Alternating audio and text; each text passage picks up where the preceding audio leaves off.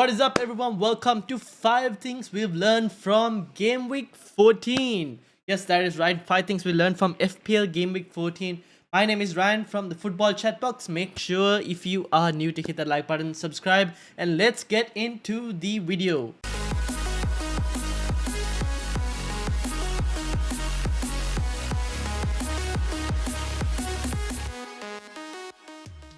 All right, in number 1, injury problems. Yes, we've got injury problems, we've got bench problems. Man, there are just so many problems right now. So we've also got suspension problems, which we will talk later as well.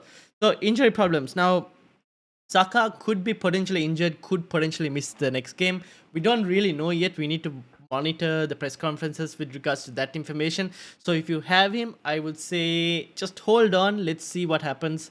Let's see what Arteta says. The initial thing that Arteta said didn't seem like he was going to be out for too long. In this case, too long meaning he won't be out for both game weeks. So we'll have to see. I'm not really yet sure. Monitor press conferences before making a move there.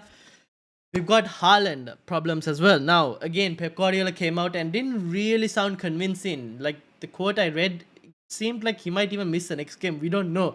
So that's something also to consider. Like, okay, in that specific situation, you probably might want to look at how much value you have stored in Haaland. If you have like 0.1, 0.2 stored in Haaland, maybe it's not the worst thing to go away from him and like go to like a Harry Kane if you wanted to, who have Liverpool and Leeds, 2 home fixtures, which we'll be talking as well about in the next one. So yeah, it might not be the worst situation to go off Haaland and maybe get KDB instead. That's another possibility that you could probably do. You've got suspensions to Bruno Fernandes, Tony. We'll speak about that. You've got benching issues to Foden. Hopefully, Foden now actually plays the next 2 games. I still have him in my team. We'll have to see. Then you've also got like not performing players in the likes of Zaha, who I don't know. It's up to you whether you want to get rid of him or not. I have actually got rid of him. You'll see who I'm getting in on the deadline stream this Friday. So make sure to join me on the deadline stream this Friday to know who I got in. So that's the first one, injury problems. Let me know what you're doing with it. What moves are you making based on that? And do you even have injury problems in your team? If you don't, I need to know what you're doing right. Okay, having said that, let's move into number 2, target home team advantage. Now, there are 5 teams that have home games in the next 2 game weeks, right? That's basically they have a home game in 15 and a home game in 16. Only 5 teams: City, Forest, West Ham, Wolves, and Spurs. Now, City, obviously, we all want triple City whenever possible. But the next 2, right? That I like from those 5 teams I mentioned is West Ham, who've got, let me just check this. They've got Crystal Palace and Leicester. Not a bad set of fixtures for West Ham. So if you have Bowen, I mean, couldn't be the worst situation. But to be honest, I prefer a defender from West Ham at the moment. Zuma is really good option. If you want a defensive cover, West Ham, pretty good options.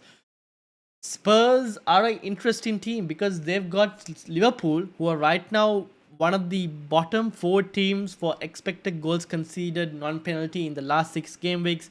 And they've also got Leeds, who are also pretty poor defensively. For 2 home games, I mean, Kane's, maybe even Son could perform. That's something even I'm considering, especially Heung-min Son. If Haaland is still okay, then maybe Heung-min Son is a consideration. We'll have to wait and see because I have Salah. Do I really want Salah still? I'm not really convinced by Salah at the moment. I don't mind punting on Son as well, but Son hasn't been performing. Maybe I go to Rashford. That's something to think about. But yeah, 5 teams with 2 home games in the next 2 game weeks.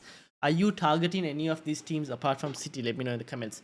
And next up in number 3, 3 top teams. Who are the 3 top teams?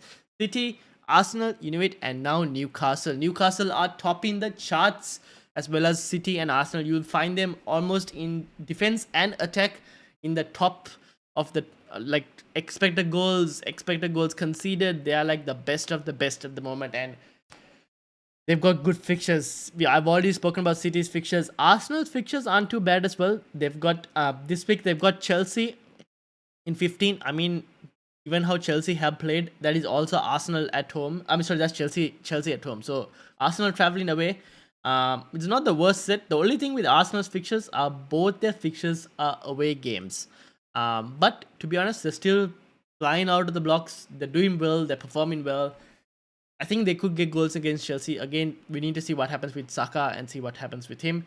Newcastle, good fixtures. Southampton, I mean, pretty good fixture there. And the home game against Chelsea. I would back Newcastle in that specific situation, especially to end game week 16 at home. I would usually back Newcastle on that specific situation. So they are also another team to target, and obviously City. We've spoken about City. So let's move into number 4. Ivan Toney suspended. Now, Toney suspended means he misses the next game, which was Brentford. Sorry, they were playing City. Were playing who?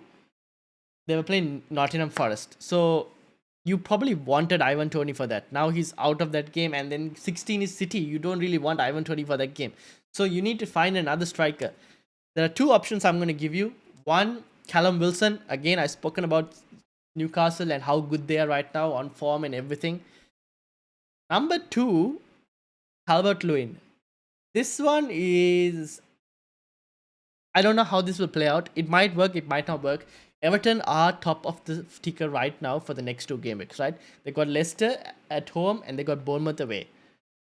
Calvert-Lewin could be a decent punt as well. So Wilson and Calvert-Lewin are 2 players that I would recommend for those forward line swaps. If you have the budget though, Harry Kane is also very tempting. If you had the budget, that is. So those are 2 players I would recommend. Maybe 3 if you include Kane, if Ivan Toney is suspended. And finally, number 5. 2 weeks left. You've got this. Yes, 2, well, not really, but 2 game weeks left, right? You 2 game weeks left. You've got this. Let me know what your target is before the World Cup ends. Or like, what are you going to do in the next 2 weeks? Are you taking any punts? If you are, let me know in the comments who you're bringing in as a punt. Because I'm also looking to try and get one in this week. I don't really know who yet. Like I said, maybe Son. Depending on Haaland's situation, maybe Kane. Even Rashford is consideration as well as a punt. So we'll have to see. Those are the 3 players I'm looking at. Maybe even a defensive move for Dalot. That's another possibility. We'll have to wait and see. But let me know what you guys are doing. 2 weeks left. That is it basically for these 5 things we've learned from Game Week 14. The 5th one wasn't really what we learned, but just some motivation for all of you guys. Make sure to like, subscribe if you're new. My name is Ryan from the Football Chatbox. Signing out. Hold me close till I get up. Time is barely on our side. I don't wanna waste what's left. The storms we chase are leading us, and love is